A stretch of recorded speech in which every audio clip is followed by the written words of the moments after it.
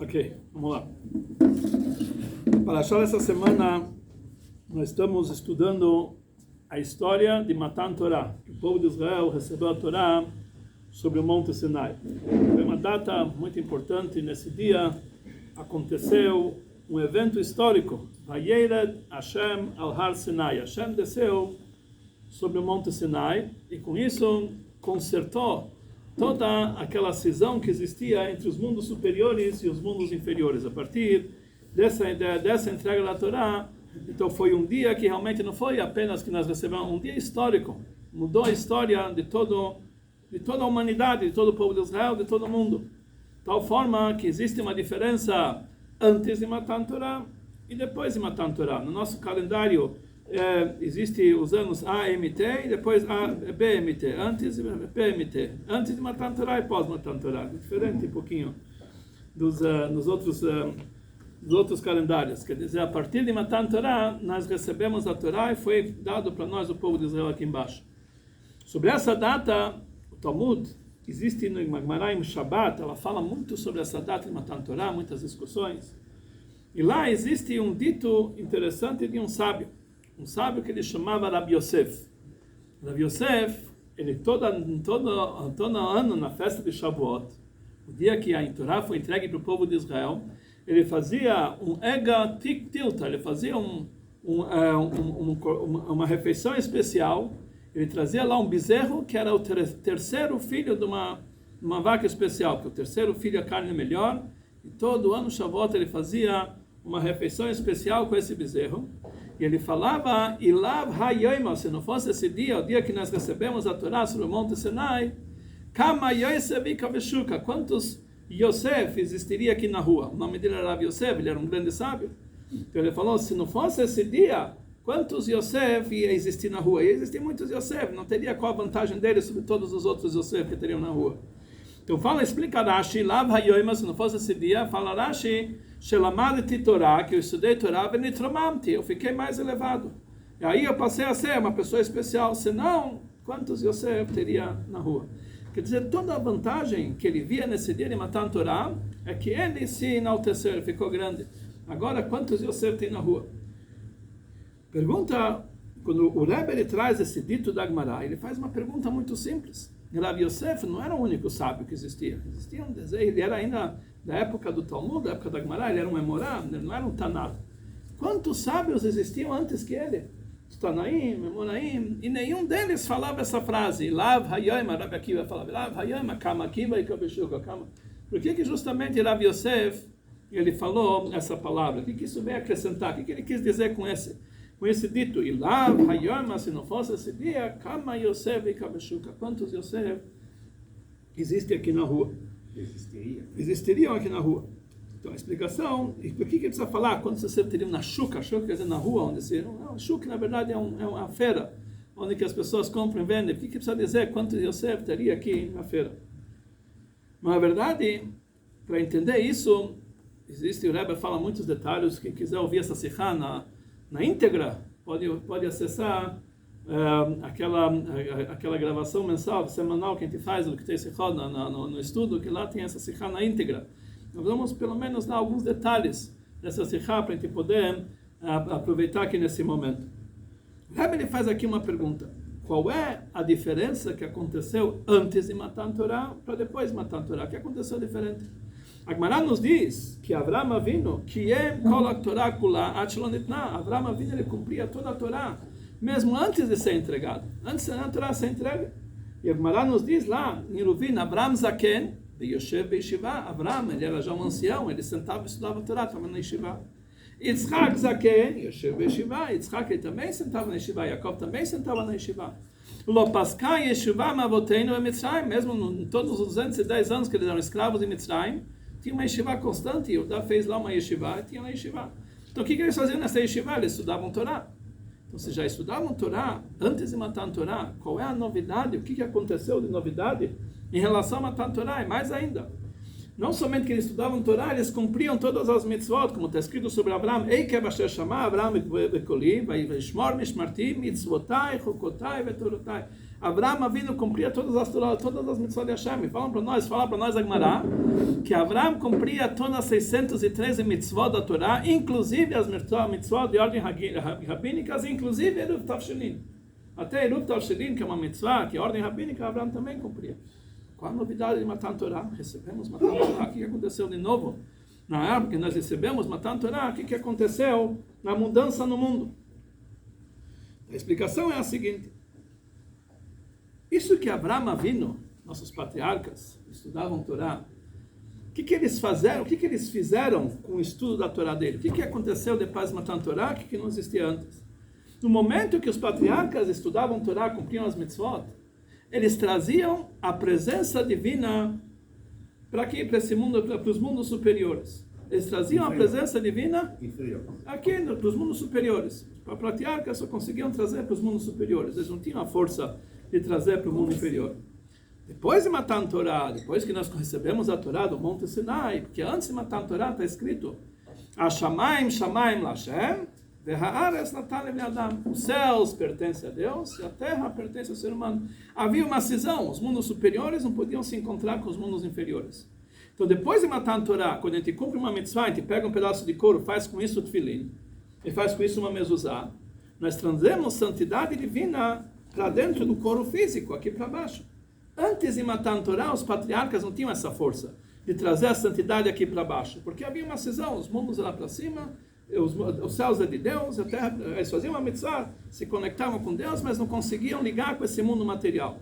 Então, qual era a vantagem do cumprimento de Torá e mitzvah deles, se eles não conseguiam trazer divindade aqui para baixo? Porque, pelo menos, nos mundos superiores, eles sim traziam a santidade. Abraham, Yitzhak, Jacob, eles acrescentavam uma luz divina nos mundos superiores. Mas aqui embaixo continuava a ser um mundo material, sem nenhuma mudança. Eles não conseguiam mudar o mundo, porque o mundo ainda não estava no momento de ser lapidado, de ser transformado, de ser refinado. Então, por isso, o mundo continua sendo material. Depois de Matan Torá, aconteceu uma novidade. Depois de Matan Torá, está escrito Vayered Hashem al Har Sinai. Hashem desceu sobre o Monte Sinai. Naquele momento que Hashem desceu sobre o Monte Sinai, os mundos materiais passaram, o mundo material passou a ser um recipiente para receber essa presença divina. Nós continuamos aqui embaixo, conseguindo trazer santidade aqui nesse mundo material. Então isso foi a diferença. Abraão, Yitzhak, Jacob, eles cumpriam a Torá e mitzvot, mas eles só conseguiam mexer com os mundos superiores. Depois de Matan Torá, nós conseguimos trazer essa santidade aqui para baixo. Então, esse trabalho de trazer a santidade aqui para baixo, mesmo para os mundos superiores, mesmo para os mundos inferiores, isso é chamado na linguagem de Yosef. Yosef Hashem Alechem. Deus vai acrescentar para vocês. Quer dizer, através disso que ele faz uma mitzvah, ele acrescenta algo que não existia. Acrescenta a divindade dos patriarcas nos mundos superiores. E nós, nos mundos inferiores, acrescentamos, Yosef, nós acrescentamos santidade nesse mundo inferior. Então fala para nós, Rav Yosef, e Lav Hayoma, se não fosse esse dia de Matan Torá, existiria Yosef. Acrescentaríamos santidade no mundo, mas nos mundos superiores. Esse mundo material continuaria a ser Shuka, uma feira, um mundo material que não tem nada a ver com divindade, seria uma propriedade pública. Kama Yosef Ika, quanto Yosef existiria antes de Matan Torá? Se não fosse entregue a Torá, teria bastante Yosef. A Yosef quer dizer que pessoas que acrescentam no estudo da Torá, mas somente nos mundos inferiores superiores. Aqui embaixo, Beshuka, no mundo material, continuaria sendo um Shuka, continuaria sendo um mundo físico, não teria a presença divina de uma forma revelada como nós temos hoje. Depois de Matan Torá, aí nós temos eu tenho a possibilidade que realmente fazer que esse mundo deixou de ser um shuka, deixou de ser um mundo físico, uma propriedade pública. Podemos transformar esse mundo num lugar onde vai ter a presença divina. Qual a diferença do shuka? Shuka quer dizer uma sinagoga. Existe um conceito nas leis de Shabbat, uma das 39 proibições de fazer um trabalho no Shabbat, é a pessoa amotzi mereshut lereshut, a pessoa que tira de uma propriedade pública, uma propriedade particular para uma propriedade pública, ou ele passa de uma propriedade pública para uma propriedade particular. Isso que é um dos trabalhos no Shabbat. Então existe um conceito que é chamado uma propriedade pública. Existe um conceito que é chamado uma propriedade particular. Isso, na verdade, é um conceito cabalístico também. O que quer dizer uma propriedade pública na linguagem da Kabbalah? É o mundo como é visto nos nossos olhos. É uma propriedade pública, porque aqui a gente acha que cada um faz o que quiser. Deus está oculto, cada um tem a livre escolha para fazer o que quiser, e aqui parece que é pública, tem muitos donos, aqui cada um de nós é independente, que realmente nós não sentimos aqui a presença que Yesh Balabait Lebirazu, que existe um dono para esse mundo, e esse dono é Hashem Echad, ele é único, é uma propriedade particular. Nos olhos de Deus, esse mundo é uma propriedade particular. Isso faz parte do trabalho dele. Então, esse mundo não é um shuka, não é uma feira que é uma propriedade pública, cada um faz o bem que quiser. Então, isso falou para nós Rav Yosef. E Lav Hayoma, se não fosse esse dia de Matan Torah, teria muitos Yosef, mas o mundo continuaria a ser um shuka, uma propriedade pública. A presença divina não seria reconhecida aqui embaixo. Então isso quer dizer, nossos patriarcas traziam divindades nos mundos superiores, mas esse mundo inferior não foi transformado. Também poderia ser um daqueles antes de Matan Torah, mas seria Yosef, mas depois de Matan Torah ele tem o poder de trazer a divindade aqui para baixo. E por que esse dito foi justamente falado através de Rabi Yosef? Então sobre isso existe uma explicação um pouco mais profunda. Por que antes, a Gemara nos diz que Rav Yosef ele falava o seguinte, que todo aquele que diz, que todo aquele que fala que um sumá, existe uma discussão na Halachá entre Rabi Yehudá e os sábios. Rabi Yehudá ele diz o seguinte, um sumá, uma pessoa que é cego, ele é patur mikol mitzvot, ele está isento de todas as mitzvot da Torá. Chachamim discutem e falam, não, ele tem a obrigação de cumprir. Rav Yosef, ele era cego. Então ele falou no Gemara em Kiddushin que se todos aqueles que me falam que Halachá é que nem Rabi Yehudá, que o cego está isento de todas as mitzvot, eu faço para ele uma grande festa, uma grande refeição. Porque aí eu estou isento de cumprir todas as mitzvot. E mesmo assim eu cumpro, então minha vantagem é muito maior, eu faço mesmo sem obrigação. Mas depois que a Gemara nos ensinou que Gadol ha-mitzuvah ve'oseh mimishe eino mitzuvah ve'oseh, que é maior aquele que é ordenado a fazer a mitzvah e cumpre do que aquele que faz sem ser ordenado, maior aquele que é ordenado. Então, pelo contrário, quem me fala hoje em dia que Halachá que nem os sábios, eu vou fazer para que o cego tenha a obrigação de cumprir as mitzvot, então eu vou fazer para ele uma refeição, porque eu mesmo cego eu posso cumprir todas as mitzvot da Torá. Então, isso realmente aqui nós vemos que existe uma diferença entre mitzuvah ve'oseh e eino mitzuvah ve'oseh, uma pessoa que é ordenada e faz, uma pessoa que não é ordenada e faz. Essa diferença existia entre os patriarcas, entre aqueles que viviam antes de Matan Torah e aqueles que viviam depois de Matan Torah. Como nós falamos, os patriarcas, eles cumpriram todas as mitzvot da Torá. Eles faziam todas as mitzvot, mas eles tinham um detalhe. Eles eram eino mitzuvah ve'oseh, eles não tinham essa ordem divina. Eles cumpriam sem ser ordenados. Então, realmente, é uma grande vantagem as mitzvot que eles cumpriam, mas não está no mesmo nível nosso, que nós fazemos tudo que nós somos chamados mitzuvah ve'oseh. Nós temos a ordem de fazer. No momento que a pessoa recebe a ordem divina de fazer uma mitzvah, então, ao contrário, ele consegue trazer a divindade aqui para baixo. Então, isso realmente é a diferença que existe entre uma pessoa que mitzuvah ve'oseh. Agora, depois de Matan Torah, existe uma lei que nos diz o seguinte, mesmo entre o povo de Israel, existem aqueles que estão isentos de certas mitzvot. Nós falamos que depois de Matan Torah, nós conseguimos trazer santidade para os objetos no qual nós cumprimos a mitzvah. Pegamos um couro, fazemos desse um tefilim, ele tem santidade e realmente ele tem considerado algo sagrado. Mais ainda, nós pegamos o etrog, no dia de Sukkot, fazemos a brachá do etrog. Esse etrog, durante os 7 dias de Sukkot, ou 8 fora de Israel, tem santidade. Você não pode comer o etrog, não pode jogar fora, tem várias leis sobre o etrog, é chamado muktzvah le mitzvatot, porque você consegue trazer santidade no etrog. O que fez aquilo sagrado? No momento que você adquiriu o etrog com a intenção de cumprir a mitzvah, você trouxe dentro dele essa santidade. Uma mulher, ela está isenta de cumprir as mitzvot da Torá, então depende de tempo, não todas, ela tem a obrigação de cumprir todas, mesmo aquelas que dependem de tempo. Por exemplo, a mulher não precisa colocar tefilim, não precisa colocar tzitzit e não precisa fazer a brachá do etrog. Se uma mulher comprou um etrog, se ela quiser, ela pode fazer, mas ela eina metzuvah ve'oseh, ela não é ordenada a fazer, ela pode cumprir, até no nosso costume, até faz a brachá, mas ela não tem essa obrigação, eina metzuvah ve'oseh. O que acontece se uma mulher compra para um etrog para si? Só para ela usar durante todos os dias de Sukkot. Aquele etrog tem santidade ou não tem santidade? Então isso é uma discussão entre os sábios. Tem ideias que falam que sim, tem outros que falam que na verdade a mulher não tem obrigação de fazer, então não tem a força de trazer santidade no etrog. E ela comprou só para si, então tem discussão, realmente é uma discussão entre os sábios se ela tem. Então a mesma coisa, Rav Yosef, ele falava o seguinte, ele era cego, ele está isento de cumprir as mitzvot da Torá, conforme a ideia de Rabi Yehuda. Se ele cumpre as mitzvot, se ele escreve um tefilim, se ele faz as mitzvot, será que ele consegue trazer a santidade para as mitzvot ou não? Então, realmente, Rabi Yosef, ele se sentia um pouco de lado, que afinal de contas, ele é no metzuveh, conforme a ideia de Rabi Yehuda, não tinha sido ordenado a fazer, porque ele era um cego. Então, ele era diferente de todos os sábios. Todos os sábios entendiam, chegou a Matan Torah, o nosso povo diferenciou, etc, etc. Mas Rabi Yosef se sentia um pouco de lado. Então, no momento que vieram sábios e falaram que mesmo um cego tem a obrigação de cumprir as mitzvot, então ele falou, então ele fazia uma grande festa em Shavuot, por essa ordem dos sábios, que mesmo um cego tem obrigação, então ele fazia uma grande refeição. Mas a Halachá não é que nem os sábios, a Halachá é que um cego, conforme várias ideias, um cego está isento de cumprir as mitzvot da Torá, uma pessoa que é totalmente cego.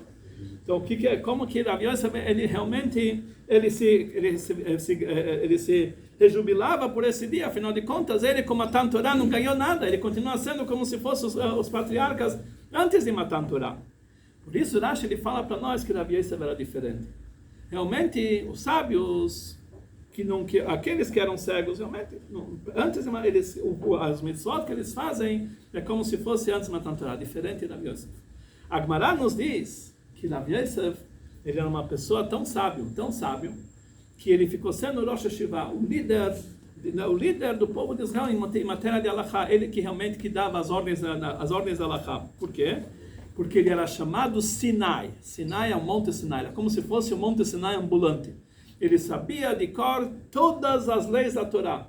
Ele era uma personalidade especial que não tinha entre os outros sábios, que ele era chamado Rav Yosef Sinai, que ele era chamado de Sinai, que ele tinha na cabeça dele todas as mitzvot, todas as leis da Torá, ele sabia de cor e salteado, que todo mundo precisava, ele era como se fosse uma enciclopédia ambulante, todo mundo precisava de Rav Yosef. Naquela época não tinha computador, não tinha esses programas, eles queriam saber uma halachá na hora, tinha que ligar para Rav Yosef, não tinha telefone também, mas eles tinham de arranjar um jeito de contatar com Rav Yosef.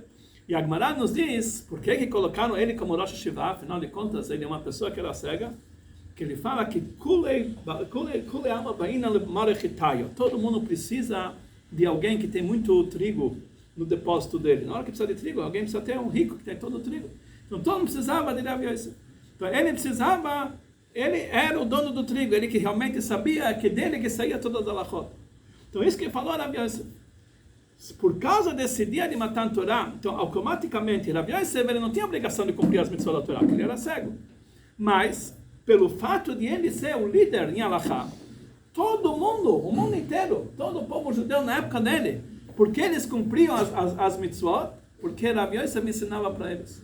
Rav Yosef era o mestre de todo mundo, então ele ensinava para todo mundo. Então por que fulano e ciclano eles colocavam, eles tinham o poder de cumprir as mitzvot? Porque Rav Yosef, ele era aquele que transmitia para todo mundo. Então isso que explica para nós Rashi, Lav Hayoima, se não fosse esse dia de Matan Torah, Shelamadti Torah, que eu estudei Torah, Benitromamti, eu me elevei, quer dizer, eu passei a ser o líder, então mesmo que eu estou isento de mitzvot, mas todos aqueles que estão cumprindo as mitzvot, eles estão cumprindo por causa de mim, então eu participo ativamente de todas as mitzvot, que todo mundo, eu passo a ser automaticamente, eu passo a ser aquele que está sendo ordenado, mesmo que eu não tenha obrigação de cumprir, mas todo mundo está cumprindo todas as mitzvot por minha causa. Eu que sou a fonte de todas as halachot, eu que digo para todo mundo o que eles têm que fazer. É como se fosse, na época da Rav Caro, que ele fez o livro dele, Shulchan Aruch, todo mundo hoje em dia quer saber uma halachá, olha no Shulchan Aruch. Naquela época, quem era o Shulchan Aruch? Também era o Rav Caro, também era o Rav Yosef, era o nosso Rav Yosef. Então ele falou que o assunto dele é Yosef, acrescentar. Às vezes a pessoa não merece ser um Yosef, que é aquele que traz santidade no mundo, mas por mérito próprio, pelo estudo, pela dedicação dele, pelo esforço dele, ele passou a ser um Yosef. E ele transformou o mundo, ele transformou o Shuk, ele transformou o mundo num mundo da presença divina. Por quê? Por causa do grande conhecimento dele para o estudo da Torá. Então isso que ele fala, Elav Hayom, se não fosse esse dia de Kagarim, que causou para mim esse grande fato que Deus realmente desceu no Monte Sinai, houve essa conexão, Kama Yosef Ika Beshuka, quanto Yosef teria na rua, quer dizer, ele tem a força de transformar a rua num lugar sagrado onde tem a presença divina. Então isso é a novidade de Matan Torah. Essa semana nós estamos lendo Parshat Yitro. Yitro, a palavra Yitro, por que realmente ele é chamado Yitro? Um dos motivos, porque Yeter Parashah Batorah, que ele acrescentou uma Parashah na Torá. Por causa dele vem uma nova Parashah na Torá, que é Parshat Yitro, por isso ele recebeu, um dos motivos que ele recebeu o nome Yitro. Mas conforme nós falamos, existe uma explicação mais profunda. Em Parshat Yitro nós temos a Parashah de Matan Torah. Então isso trouxe uma novidade no mundo, acrescentou no mundo. Que no mundo nós podemos trazer a santidade, aquilo que antes de Matan Torah não existia.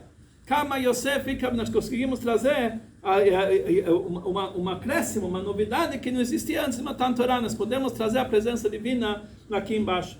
Então aqui a gente pode imaginar, hoje em dia, um judeu simples, que ele pega o tefilim, ele coloca o tefilim de manhã e faz uma mitzvah. A gente não pode, naquele momento ele se conecta com Deus, porque o tefilim tem a santidade, ele e Deus fica sendo uma coisa só, como está escrito no Tânia, desses dias, e principalmente quando ele estuda a Torá, com a compreensão dele, ele conhece Deus, ele passa naquele momento a ser uma coisa só com Deus. Imagina que tivesse aqui uma presença aqui muito importante, uma personalidade muito grande aqui, isso realmente ele estaria muito rejubilado. Imagina se o Senhor pudesse trazer o rei na casa dele. Mas quando está se tratando da presença divina de Deus, nós trazemos o rei dos reis na nossa casa, o kavod, da honra é muito maior. Cada vez que nós colocamos tefilim, nós fazemos uma mitzvah, nós colocamos uma mezuzá, nós fazemos isso, trazemos a presença divina para dentro de nós. E mais ainda, as pessoas que colocam tefilim, porque mesmo que eles não querem colocar tefilim, eles não sentem nada, eles fazem por obrigação, eles estão muito mais conectados com Deus que alguém que coloca por livre e espontânea vontade, que não está fazendo, aquele está fazendo o que ele quer, ele está limitado com a vontade dele, aquele está fazendo acima da vontade dele, ele consegue chegar na essência. Uma vez alguém passou na frente do Rebbe e pediu uma brachá. Ele falou, Rebbe, eu tenho um problema, eu não gosto de estudar a Torá. O Rebbe olhou para ele e falou, você não gosta de estudar a Torá? Imagina, você tem uma grande, eu tenho inveja de você. O que vai fazer? Eu que gosto de estudar a Torá. Eu estudo a Torá porque eu gosto. Eu não estudo porque Deus mandou, porque eu gosto. Você pode estudar porque mesmo sem gostar, então você pode chegar a um nível muito maior que o meu. Tua ligação com Deus é uma ligação direta. A minha ligação com Deus, já que eu uso o meu intelecto, aí automaticamente, por tabela, eu estou ligado com Deus. Mas você não, você gosta, você não gosta. Você pode chegar muito mais longe, você pode chegar muito mais próximo de Deus. E essa é a novidade de Matan Torah. Mesmo que a pessoa se sente numa situação que ele é mesmo que ele é ordenado a fazer, ele só cumpre, ele é Metzuvé, só cumpre porque Deus ordenou, mesmo que ele não quer, mesmo que ele não sente, não é igual aos patriarcas. Os patriarcas cumpriam toda a Torá e todas as mitzvot, porque eles entendiam que era bom, eles sentiam, eles sabiam, é Metzuvé, por escolha deles. Nós, que nós somos Metzuvé, fazemos apenas porque assim Hashem ordenou. Nós podemos chegar num nível muito superior àquele nível que chegaram os nossos patriarcas. E é essa lição que nós aprendemos de Rav Yosef, que ele fala, Elav, Kayom, Kagarim, que através desse dia, o dia de Matan Torah, o dia que nós recebemos a Torá, Kama Yosef Ika Beshuka, se não fosse esse dia, a rua continuará sendo uma feira, uma propriedade pública, através da Torá e Mitzvot. Hoje em dia o mundo inteiro passou a ser um lugar para a presença divina. Só que Matan Torah foi apenas o começo. Matan Torah, nós temos a possibilidade de trazer a divindade aqui para baixo. Mas na prática, hoje em dia, nós não enxergamos tanto assim que o mundo se transformou na presença divina. Isso vai ser revelado com a vinda de Mashiach. Mashiach é uma continuação de Moshe Rabbeinu. Mashiach vai trazer o que fez, mas Moshe Rabbeinu é chamado Goel Rishon, o primeiro Redentor, e Mashiach vai ser Goel Acharon, o último Redentor, ele que vai trazer na prática. Nós vamos conseguir enxergar esse trabalho de Moshe Rabbeinu, de trazer a Torá aqui para baixo. Mashiach que ele vai fazer, é interessante que o Rebbe explica que Mashiach e Moshe têm quase o mesmo valor numérico, a diferença entre eles é 13. Moshe 345 e Mashiach é um pouquinho mais, é 358. 13, a diferença que existe entre eles são 13. que quer dizer isso? Que 13 é o valor numérico da palavra Echad. Echad é 13. O que é todo esse trabalho? Fazer que esse mundo, que é uma propriedade pública, se transforma em uma propriedade particular. Revelar Hashem Echad, que só existe um nesse mundo. Echad quer dizer Deus, que é o Aleph quer dizer um, que é único. O Het quer dizer 7, 8.